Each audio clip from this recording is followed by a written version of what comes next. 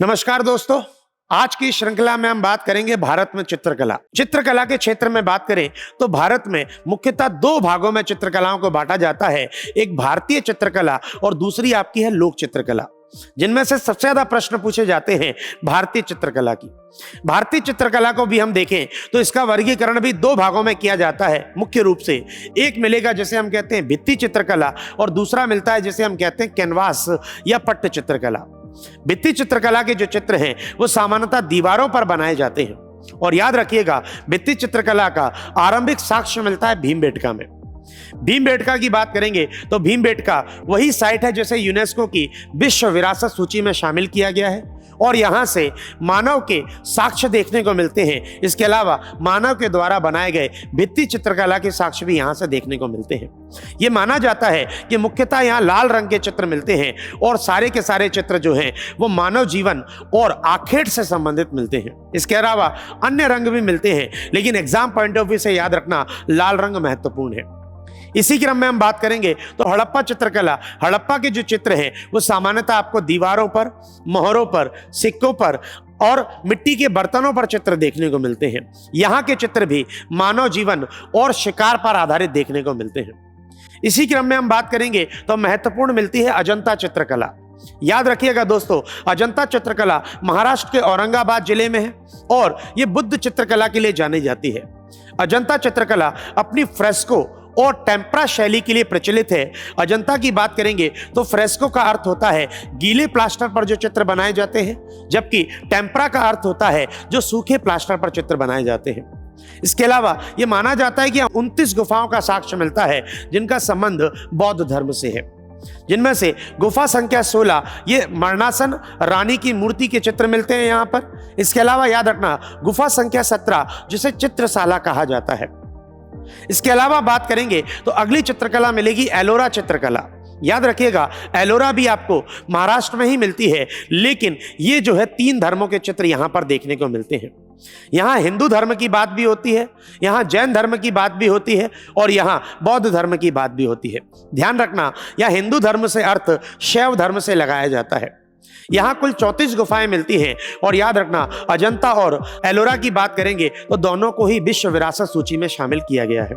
एलोरा की बात करें तो एलोरा से ही संबंध है कैलाश मंदिर का, और वो कैलाश मंदिर जो राष्ट्रकूट शासकों ने बनवाया था और याद रखना ये जो है बेसर शैली में निर्मित है। इसी क्रम में हम बात करेंगे तो एक मिलेगा आपको सत्तनवासल, जिसे सत्तनवासल भी कहते हैं। ये मेनली चेन्नई में मिलता है। चेन्नई तमिलनाडु में जैन धर्म से संबंधित गुफा है जहां पर भित्ति चित्रकला के साक्ष्य देखने को मिलते हैं। इसी क्रम में हम बात करें तो अगला भारत में मिलता है जिसे हम कहते हैं कैनवास पेंटिंग, और याद रखना मुगल चित्रकला के साथ ही इस कैनवास पेंटिंग की शुरुआत होती है। कैनवास पेंटिंग के क्षेत्र में बात करेंगे तो कैनवास पेंटिंग की शुरुआत भारत में करने वाले थे हुमायूं।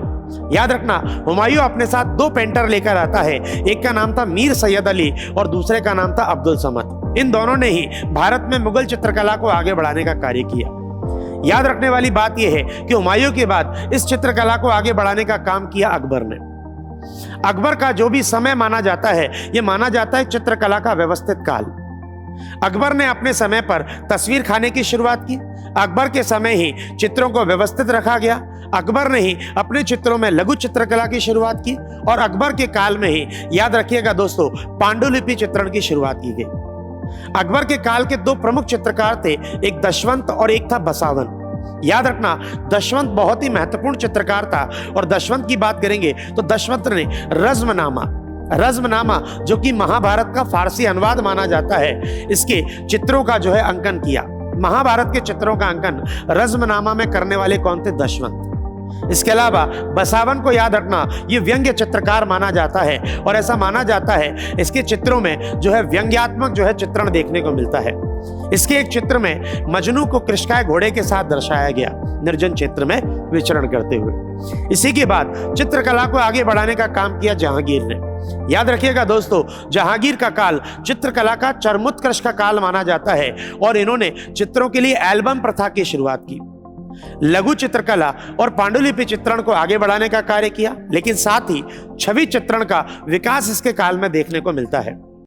जहांगीर खुद एक महान चित्रकार था। वो इतना महान चित्रकार था कि अलग अलग चित्रकारों के द्वारा बनाई गई तस्वीर को देखकर वो ये बता देते थे कि ये चित्र किसने बनाया।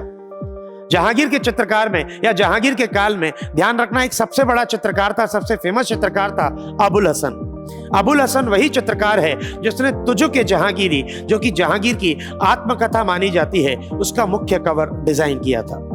इसके अलावा मंसूर याद रखिएगा, अकबर के समय से जहांगीर के काल तक चित्रकार रहता है। और मंसूर जो है सूक्ष्म चित्रों के लिए जाना जाता है, लघु चित्रों के लिए जाना जाता है, और इसके चित्र मुख्यतः जो है पशु पक्षी और प्रकृति पर आधारित थे। इसके अलावा याद रखिएगा, मनोहर दास, दौलत और बिशन दास, ये 3 अन्य चित्रकार थे जहांगीर के समय। जहांगीर के बाद इस चित्रकला का लगभग पतन सा हो गया और चित्रकला को आगे बढ़ाने का कार्य किया शाहजहां ने। क्योंकि शाहजहां की रुचि स्थापत्य में थी, इसलिए याद रखिएगा इसने चित्रकला में उतनी रुचि नहीं ली। हालांकि शाहजहां के काल में चित्रकला पर ब्रिटिश आधिपत्य या पाश्चात्य शैली का प्रभाव देखने को मिला और इसने अपने चित्रों में चांदी और सोने की परतों का इस्तेमाल किया। अब दोस्तों यहीं पर आप मुझे बताएंगे कि शाहजहां के काल के प्रमुख चित्रकार कौन कौन थे। जल्दी से कमेंट सेक्शन में मुझे बता दीजिए। धन्यवाद।